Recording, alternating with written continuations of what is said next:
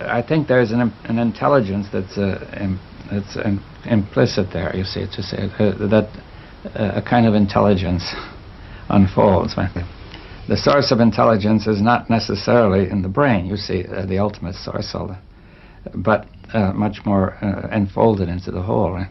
Now, the question of whether you want to call it God, that depends on what you mean by the word, you see, because taking it as a personal God might restrict it in some way. I think science has begun to replace religion as the major source of the world view. And therefore, if science takes a fragmentary worldview, it will have a profound effect on consciousness. But science is always seen as measurement. Is that no longer true? Well, science is whatever people make of it. You see, science has changed over the ages, and it's different now from a few hundred years ago, and it could be different again. Now, there's no intrinsic reason why science must necessarily be measurement. This is another historical development which has come about over the past few centuries. It's entirely contingent and not absolutely necessary. And when Einstein produced his special theory, which the Times newspaper of London dismissed as being nonsense, was he moving towards wholeness? Yes, he definitely was.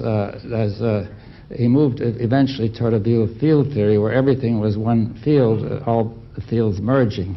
So it was a step toward wholeness, although not, it was a limited step, but still it was the beginning.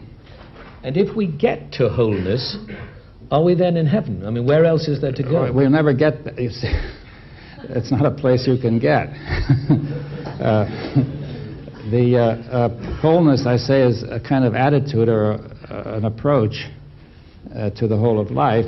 It's a way, if we can have a coherent approach to reality, then reality will respond coherently to us.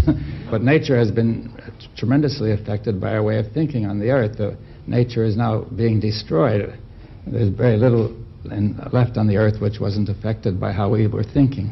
And if we have coherence, in what way will our behavior be seen to be different?